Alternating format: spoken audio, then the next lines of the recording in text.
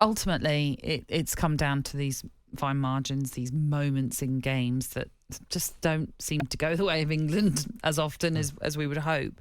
The penalty situation we'll talk about, the fact that Harry Kane scored one and then missed one that would have levelled the game as well. But are there plenty of positives that we can take from this, even though right now it feels very raw and it feels as though it's a massive missed opportunity? Well, England, the positive I would say, England are going to have a good side for the next 5, 6, 7, 8 years.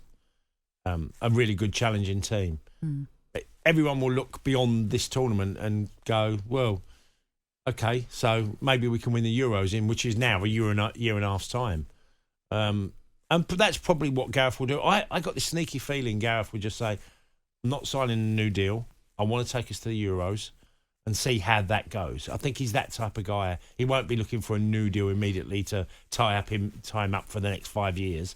I think Gareth will just go, maybe let's just get to the Euros and see how we go. So for you, it makes sense that Gareth Southgate should remain as the England head coach? Because obviously we've seen a lot of managers during this World Cup with their team bowing out. They've stood down from their position. Yeah, I think Gareth has done amazing things, not only off the pitch, the way he conducts himself, the way this team has evolved, that he deserves another go at it. I do really believe that. And yes, I'm really being picky here and talking about scenarios. You know, I think it's a tough one that for all them players to swallow. And I played a lot of international football and remember thinking, wow, sometimes, you know, just like their goal, you know, Tchouameni's goal, goes through the legs of a defender. He hits it, goes through the legs of the defender and goes in the bottom corner.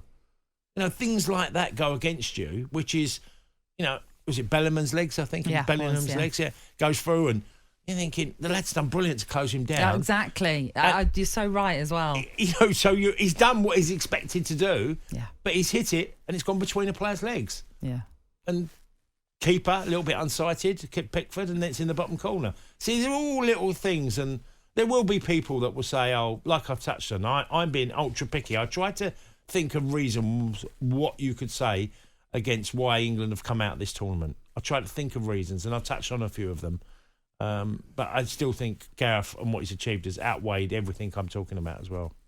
And when you think about when England came into this tournament, they had the awful Nations League campaign. So everyone was on a downer already, thinking, one, should Gareth Southgate be the manager leading the England? Hungary result was a bit of an eye-opener, wasn't it? The 4-0 defeat, absolutely. But actually... And I was probably a dissenter as well with Southgate. Not that I didn't think he should lead England, because actually I thought he deserved and had earned that right to lead England into Qatar. But and look, there may be other circumstances that we now know that led to the Ivan Toney situation. I know I'm bringing up Brentford, but bear with me on this one. There was a reason for it. But I was critical of Gareth Southgate for bringing him into the squad, not playing him. So I was negative about Gareth Southgate in that respect. But now I look back on what was achieved in Qatar, and I thought quarter-final was a minimum, and so they've achieved the minimum that I thought England would get to. I think, as I mentioned already before, England grew and grew into this tournament. We've seen Jude Bellingham just be Jude Bellingham that we all expect him to be, and he's hopefully going to go on to have a wonderful, wonderful career in football. Bukayo Saka, again, another player who's just been brilliant, I think, at this tournament as well. And also Gareth Southgate stuck to his guns of playing 4 at the back. And we were all worried about, will he revert to 5 at the back when we come up against the big name opposition? But he didn't do that. He decided to stick with what was tried and tested, had worked really well. And again, I think credit to Southgate that he decided to not revert back to type that we all expected. And he tried to go for it. Now, my only issue, I think, from yesterday is maybe England were a little slow at starting, which they've been a lot in games in Qatar. But overall, like I mentioned, I just think England were way the better side against but unfortunately came up against a France side that know how to win in these moments, whereas we haven't we haven't been in those situations as often as we would like in terms of winning and winning competitions. Oh, look, their goalkeeper, Lloris, probably played the best game of his tournament. Yeah. That's what you don't need. You know, I thought he was terrific last night for France. Yeah, he was. Was Declan Rice fit in the last game? He was sick. I thought he had a good game last night. He was decent.